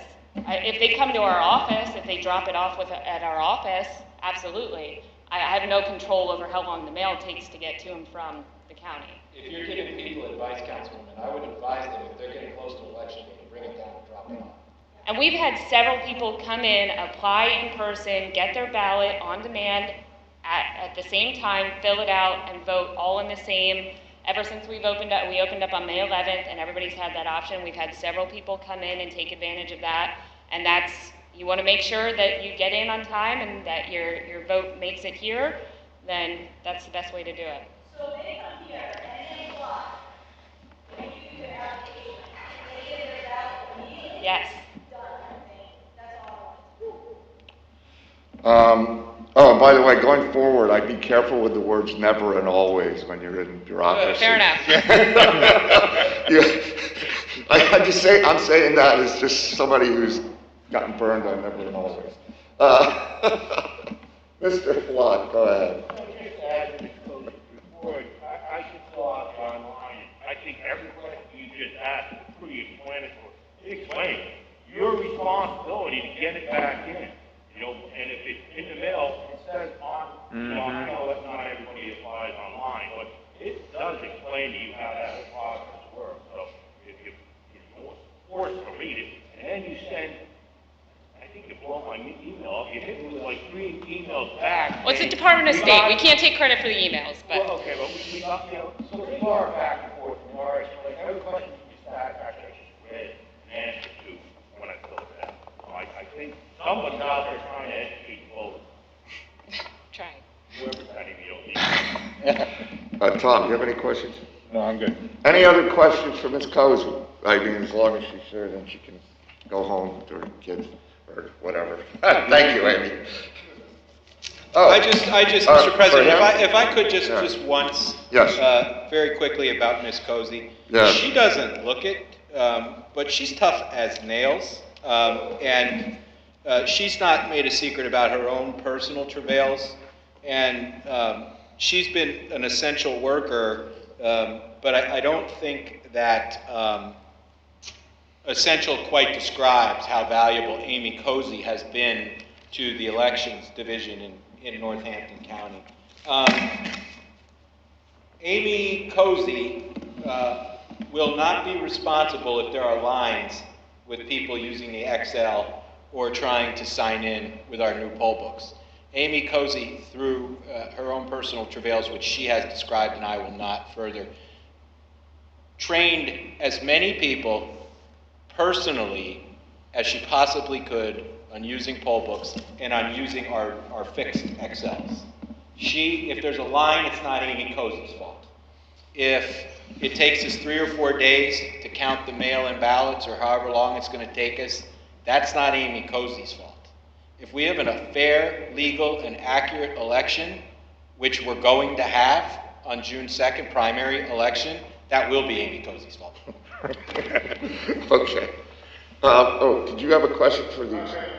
Yeah, okay. Not for you, it's traditionally. But while I know it's confidential, take personal responsibility, you can hear me later, it's possible, you might even look it up. And that turns out because I had to know this call well, as you play my ego, and know it for you, so you get that, But I like the way you handle it, a lot of empathy there. And that's something that we've shown throughout this entire pandemic. The county has been empathetic to the whole entire process, and that is a credit to your administration. And I look forward to 3 more years giving you help. I appreciate it, and just so it doesn't get lost, in all the back and forth, we appreciate our employees, our public servants. We think they do a great job. Well, and I couldn't agree with you more. We may not be able to talk about you, as you well know, with things, but I mean, you've said it, we've said it. I think we've all, if you've been any time in this office, we know that at the end of the day, we're ultimately judged on how well our employees do, and our employees need our help. We need them more than they need us in many ways. So I agree with you 110% on that. I think we want to do everything we can. I think we've been, for example, filling vacancies that were around for a long time. So I mean, yes. For example, the prison has no vacancies today. That's amazing. No, I mean, that's amazing. Anyone who's been around knows that that's a thing, right? And they have none. We're very proud of that. Yeah, I want to say this. Your point is, we all want to do right by the employees. I know you have business, and I need to stop talking because I'm delaying your business. Yeah. But our policies, our leave policies in general are very progressive. But with the changes that Ms.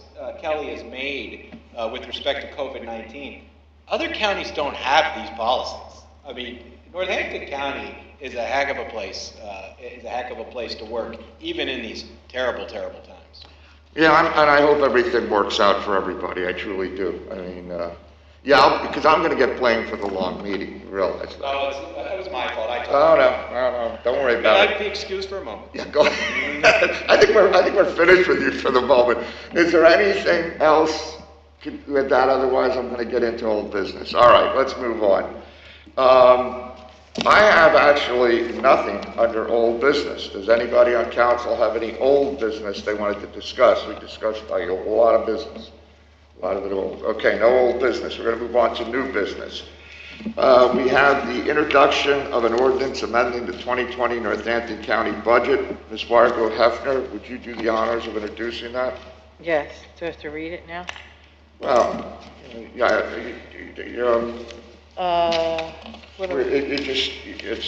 can read the first part and just say that you're... An ordinance amending the 2020 Northampton County budget, Department of Community and Economic Development, SIP grants, Community Development grants, Fiscal Affairs, Balancing of Budget, Department of Administration, E-911, Elections, Hazmat Act 165, Department of Public Works, Parks and Recreation, Department of Human Services, Area Agency on Aging, Development Fund, Developmental Programs, Drug and Alcohol, Early Intervention, Health Choices, Homeless Assistance, Mental Health, Children, Youth, and Families.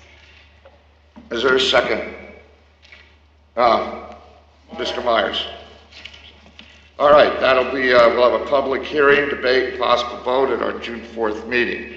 Next on the agenda, excuse me, is an introduction of an ordinance entitled, "An Ordinance of the Northampton County Council authorizing the County of Northampton, Eastern Pennsylvania, to lease approximately 2,700 rentable square feet of space identified in Hope Lutheran Church, 4131 Lehigh Drive, Town of Cherryville, Lehigh Township, Northampton County, Pennsylvania." I think I pretty well covered it. Would somebody just sponsor that ordinance? I will. Mrs. Spargo Hefner will sponsor it. Is there a second? Second. Oh, Tom Giovanni just put his hand up. He's their second. We'll have a public hearing, debate, and possible vote at our June 4th meeting. Next, I have consideration of a general purpose authority, St. Luke's Health Network project resolution. Mr. Lott, would you do the honors on that?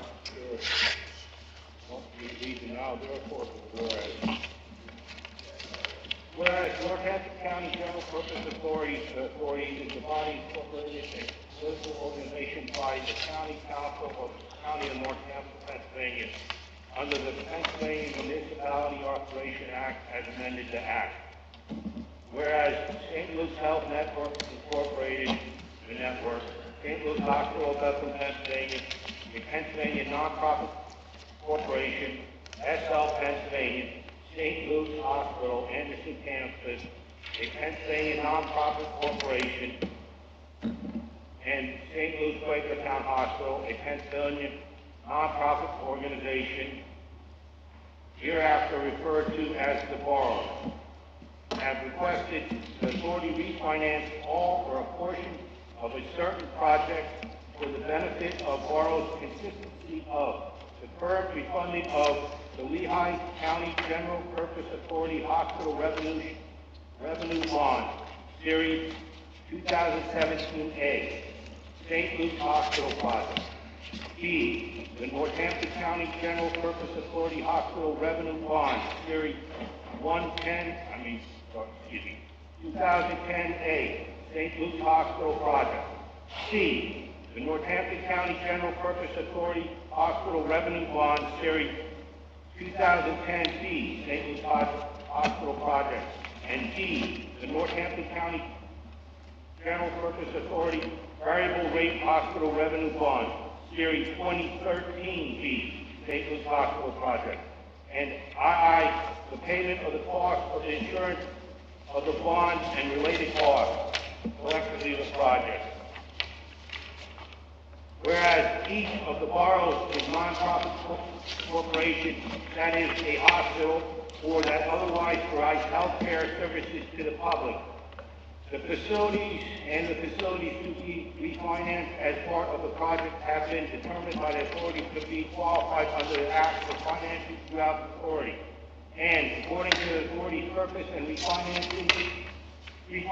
of the project and related costs and expenses of finance by the insurance and sales of one or more series of its revenue bonds in the aggravated principal amount not to exceed $100 million.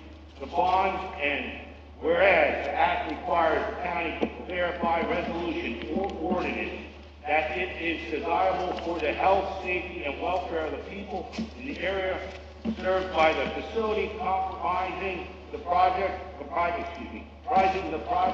to have such facility refinanced through the authority, and whereas the bond will be issued to refinance the cost of certain projects at various locations within the county and the County of Lehigh, Pennsylvania.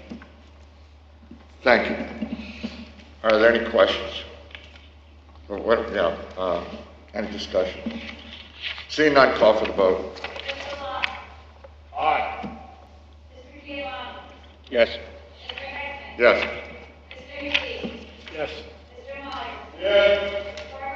Yes. Yes. Thank you very much. Next, we have a consideration of a substantial amendment to the fiscal year 2019 annual action plan resolution. What I would say, Mr. Lott, you don't have to read the entire thing. I really enjoyed your last. What's that? I'll do it. You were rolling, and I didn't really want to jump in there. But I mean, I think if you go to the whereas, Therefore, let's start with the therefore. Sure, why not? Now therefore, it be resolved by Northampton County Council that the substantial amendment for this fiscal year 2019 actual action plan is hereby approved. 2, that it is coherent and of the conditions that are imposed in the undertaking and carrying out of the housing and community development activities with the federal financial assistance.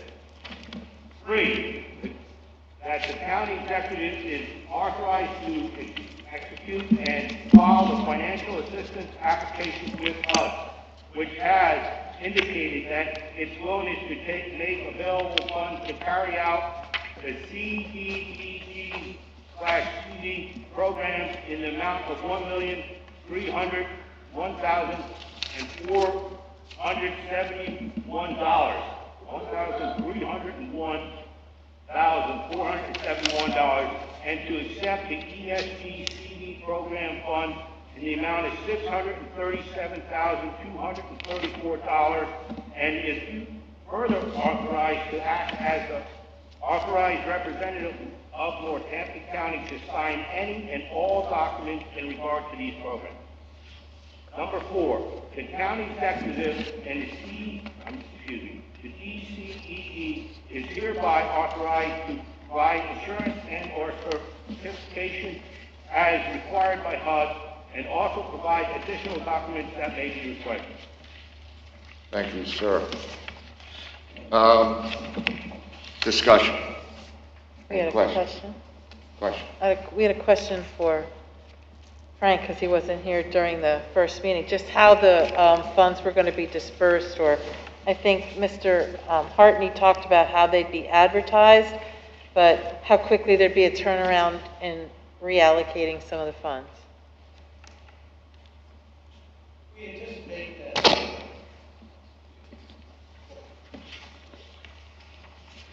by passing a resolution tonight, we're actually one of the first counties to actually have an approved plan by HUD. So we anticipate this money being available on the street in mid-June, late June. So we're one of the first ones to put together a comprehensive plan, which addresses what HUD is saying: prevention, preparing for, and responding to the COVID-19 pandemic. So how will people apply? Will they be? Will you determine who gets that? Will there be an RFP? No.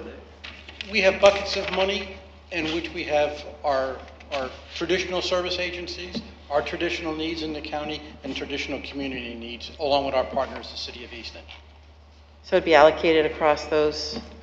During a process, correct. Okay. Thank you. Mm-hmm. Any other questions? Seeing none, call for the vote. Aye. Aye. Aye. Yes. Yes. Yes. Thank you. All right, now we have consideration of the resolution approving the refinancing of the Lehigh Northampton Airport Authority. Mr. Lott, you can go right to the end on this one. It's not much different in the beginning than the other one. Now therefore. Now therefore. Now, therefore, be it resolved by the County Council of Northampton County and Northampton, Pennsylvania, that number 1, it is hereby declared to be desirable for the health, safety, and welfare of the people in the area served by the facilities comprising the project, including without limitation the county and Lehigh County, to have such facility financed through the authority, and the authority is hereby authorized to finance the project for the benefit of the borrower. The assurance of the bond to finance the project and related costs and expenses of the finance is hereby approved. It being understood, however, that such approval does not and shall not, directly or indirectly, obligate the taxing power of the county or otherwise obligate the county in any way whatsoever, and is given for the sole purpose of complying with the applicable provisions of law related to the financing of projects by the authority. Number 3, the assurance of the bond to finance the project is hereby approved pursuant to section 147F of the code promulgated therefore. The proper officers, number 4, proper officers and other personnel of the county are hereby authorized and empowered to take all such further actions and execute such additional documents as they may be deemed appropriate to carry out for the purpose of this resolution. Number 5, all prior resolutions are prior resolutions of the county not in accordance with this resolution are hereby repealed insofar as they conflict herewith. Number 6, the resolution is effective immediately. Thank you. Discussion, questions? Mr. Kusick. Yeah, real quickly, these folks came before us earlier this evening, and I asked a question about interest rates, and what troubled me here was that there appears that there's going to be little or no savings in interest rates, and this is from a bond issue that we just approved 5 years ago. So I thought about if I were going to refinance my house from 5 years ago, would I do it if I had no interest rate savings? The answer is no. And then on top of that, they would be incurring fees for a financial advisor, a fiduciary, bond counsel. So there's little or no savings as far as the interest rate goes. There's all kinds of expenses involved. And, I understand they're having some tough times, but I'm just not sure about the way this is being proposed and what they're trying to do. It seems to me like there's some financial juggling going on, and I don't see any savings for the authority. So I think that this warrants further investigation, so I can't vote for this at this time. Thank you. All right, any other questions or discussion or concern? In speaking to our solicitor, I have to disclose that I sit on the airport authority. I asked him if it would be a problem, if I should recuse myself. He felt that all I had to disclose, I did not have to recuse myself, but as long as I disclosed my involvement. And Ms. Zirinsky would be in the same situation. So, according to our solicitor, I am allowed to vote. Any other, I just wanted to put that out there. Any other, Ms. McGee? Yeah, I heard Mr. Kusick, but I think they did propose a pretty valid argument on why they're doing it. Their funding is cut by a huge percentage, and they're just trying to stay alive here for the next couple of years, so I will be supporting it. Anything else? Mr. Lott. Yeah, in response to Mr. Kusick's comments, the airport is in dire straits. You don't hear numbers like that. They lost 20%. It's so dire over there. When did you hear the director of a authority self-impose a pay cut on himself? So I gotta imagine if the director of the airport, and I read that in the paper, I don't take that as fact, but I kind of remember reading that somewhere that he took a pay cut. I'm thinking if the director is willing to take a pay cut, they are looking how they can maintain their financial stability. So I will be supporting it. Tara and then Kerry.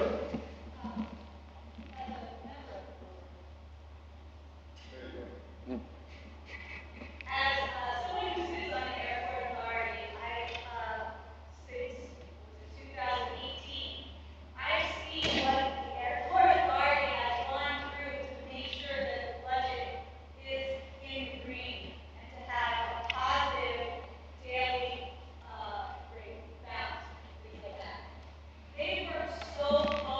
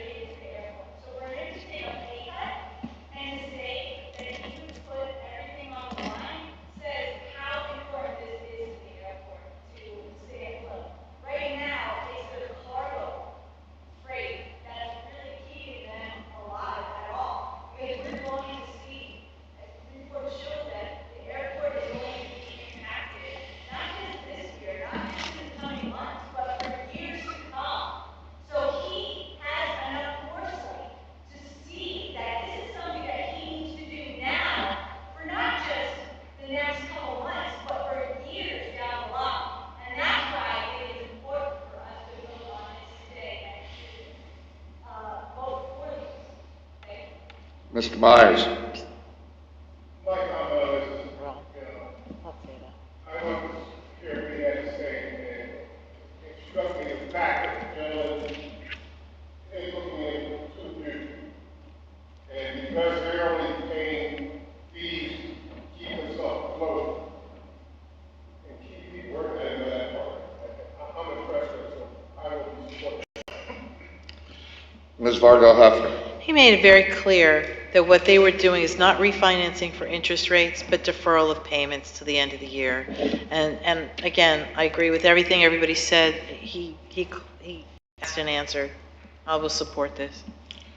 All right. Yeah, I'm not going to pretend to know all the weeds of the financing of exactly. I'd be lying if I told you I did understand it completely. But I do know what Tara said. I followed their money trail, and they are really hurting. I mean, this year they're getting hammered when it comes to revenue. So if their money people feel somehow this is going to alleviate some of that pain, for me it's not that much of a problem. And I noticed that our Norco money man was praying as this discussion was going on. So I mean, I think I'll go along with his prayers, and I'm going to support it as well. So, any other discussion? Call for the vote. Mr. Lott. Aye. Mr. McGee. Yes. Mr. Myers. Barbara Rett. Yes. Mr. Mr. Kuzic. No. Mr. Giovanni. Yes. Mr. Henson. Yes. Dr. White, Thank you. All right. Now we're going to go on to the consideration of an Article 13 contract resolution. County Commissioners Association of Pennsylvania. Ms. Margot Hefner, would you introduce this resolution? Whereas on May 13th, 2020, the Northampton County Council received a request from the county executive for county council to adopt a resolution approving a contract in the amount of $797,511 with the County Commissioners Association of Pennsylvania for property and liability insurance. Now therefore be it resolved that the Northampton County Council does hereby concur with the recommendation of the county executive as set forth in the attached documentation to approve a contract with CCAP for property and liability insurance. Thank you. Discussion, questions, concerns, issues? Anybody? Seeing no one? Call for the vote. Yes. Mr. McGee. Yes. Mr. Myers. Mr. Henson. Yes. Yes. Mr. Kuzic. Mr. Giovanni. Yes. Mr. Henson. Yes. Mr. Lott. Dr. White, 8-0. Is there any other new business to discuss? Seeing none, let me just inform you, as a matter of course, June 4th, we're going to go back on our schedules. So and in June, you set up your committees, talk to Ms. Zembo about if you have something and you need to set it up. We'll go back to our council meetings. We're going to go back to the other room. We may make some arrangements, but we'll go to the regular chambers, and we'll see how everything goes along. It's like the executive said, who knows? We know more now. We're going to move along, and we'll have to go play it by ear. So I just wanted to get that out there. Any council committee reports? Finance, we just did it all. Yeah, we just did it all. Okay, no more committee reports. Liaison reports. Any liaison? I have one. The Atlanta board met virtually It's muffled. Sorry, Atlanta board met last Tuesday, virtually, and reviewed their annual budget, which I believe was passed. Sounds like a plan. Any other liaison? Mr. This is more of a question. I saw that the tip was advertised for the Lehigh Valley Planning Commission. I know we had a lot of back and forth on that. Are we good with what they're putting out there? Yeah, I guess, yeah. You or our liaison, either one. No, we're not, sir. We're not. Okay. I think we're at the point now where we have to plead with Senator Boscola, who, by the way, has been a very good friend to this administration, and Senator Scavello as well, who has also been a good friend to all of us. They have to deal with District 5. Northampton County is being ignored. The money we pay into the Planning Commission doesn't help us at all. I think we're under 30% of the transportation funding in the Lehigh Valley. And this is just unacceptable. And we're in the middle of the pandemic, and we're fighting to, slow the pandemic at Graysdale. We're testing folks at our collaboration at Easton Hospital, so maybe it's not exactly the time to talk about this, but Northampton County's participation in the LVTS, which is the cousin of the Planning Commission, we should reconsider being involved in it at all. Yeah, It's time what's our for us to alternative, though? acknowledge. I mean, I'm serious. We're What's our not getting alternative? value. We pay 50% of the bills, we get less than 30% of the money. Yeah. And just like with all of the now I'm getting on my soapbox, I'm sorry. Just like with all of the bi-county arrangements, for whatever reasons, we don't get our fair share. And there's always an explanation as to why we don't. And I think finally we should just say, look, we should say to our senators, we need you to deal with PennDOT to get road construction done in Northampton County, because the LVTS isn't getting it done for Northampton County. I mean, you have to remember, PennDOT and the Federal Highway Administration puts about $1 million a year into the Planning Commission. All right. Any other question to follow up on that? No, that wasn't what I wanted to hear, but. Can't always get what you want. We've been congratulations to the game of life.